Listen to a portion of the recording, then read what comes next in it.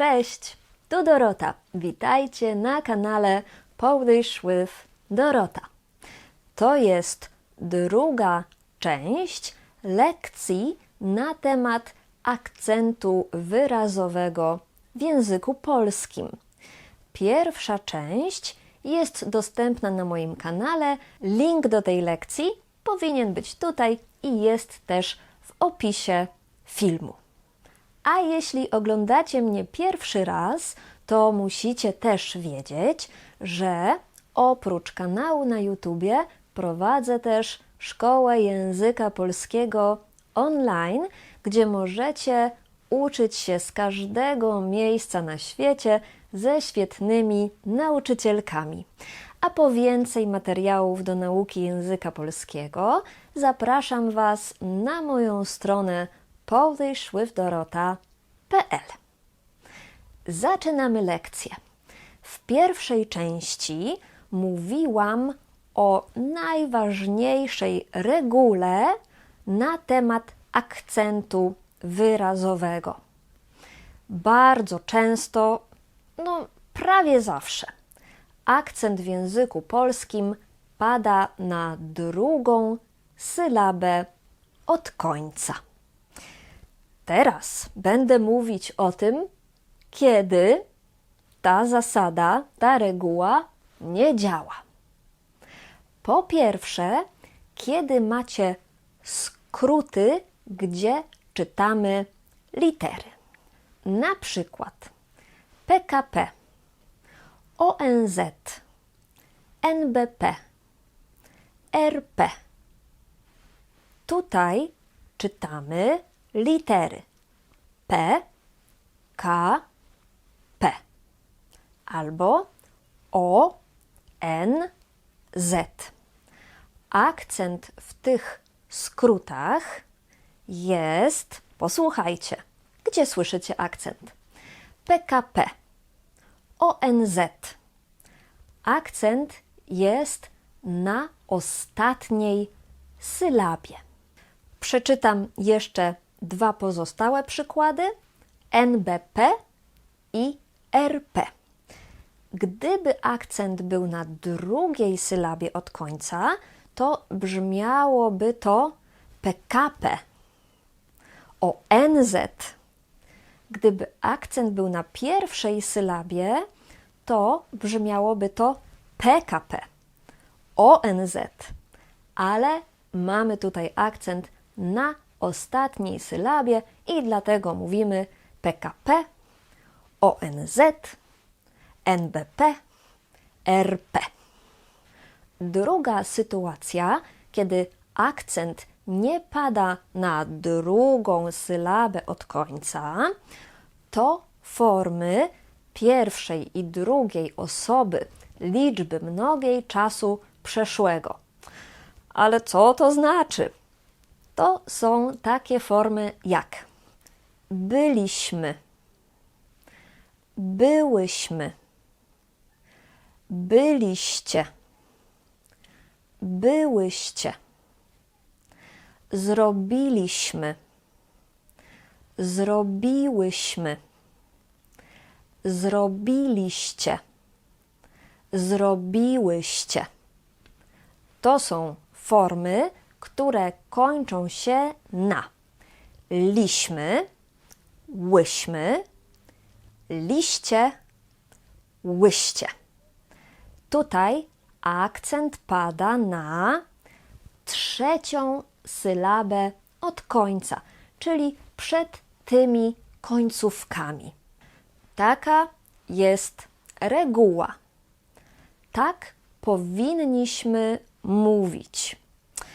Ale prawda jest taka, że Polacy rzadko tak mówią i najczęściej, kiedy Polacy mówią, to akcent pada na drugą sylabę od końca i mówimy byliśmy, byłyśmy, byliście, byłyście, zrobiliśmy, zrobiłyśmy, zrobiliście, zrobiłyście. I można tak mówić, językoznawcy mówią: ok, można tak mówić, ale w sytuacjach nieoficjalnych. Na pewno te formy z akcentem na trzeciej sylabie od końca, byliśmy, zrobiliśmy, są bardziej eleganckie. A najlepiej uczyć się poprawnego akcentu, jeśli od razu dostajesz feedback. Taki feedback dadzą Ci nauczycielki na kursach online w mojej szkole. Zapraszam.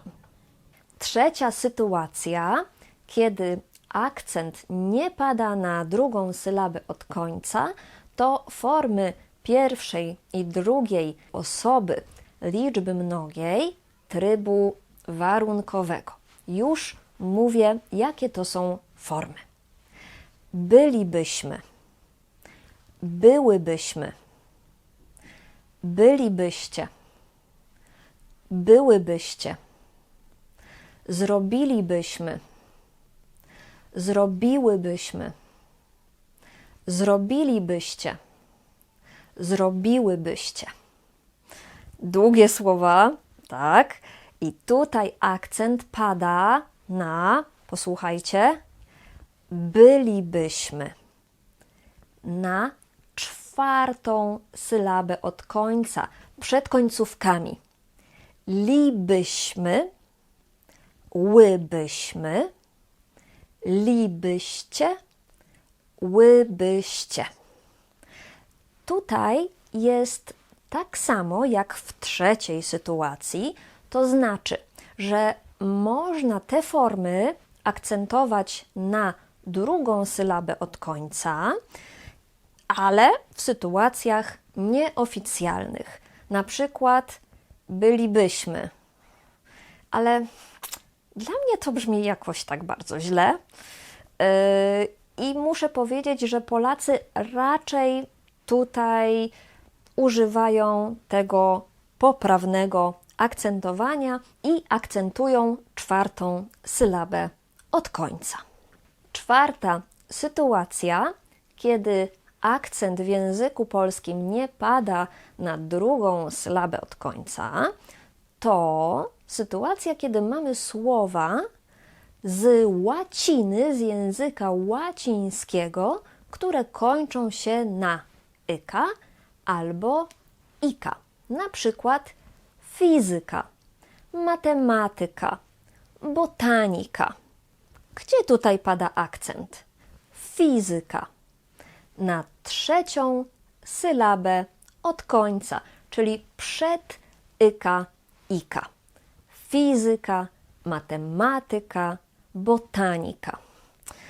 Można też w sytuacjach nieoficjalnych mówić fizyka, matematyka, botanika, ale dużo bardziej elegancko brzmi, jeśli mówimy fizyka, matematyka, botanika. Podsumowanie. Kiedy akcent w języku polskim nie pada na drugą sylabę od końca? Po pierwsze, kiedy mamy skróty, gdzie czytamy litery, na przykład PKP albo ONZ. Tutaj akcent pada na ostatnią sylabę. Po drugie, w formach pierwszej i drugiej osoby liczby mnogiej czasu przeszłego, to znaczy w formach, które kończą się na liśmy, łyśmy, liście, łyście. I tutaj akcent pada na trzecią sylabę od końca, ale nieoficjalnie akcent też może padać na drugą sylabę od końca.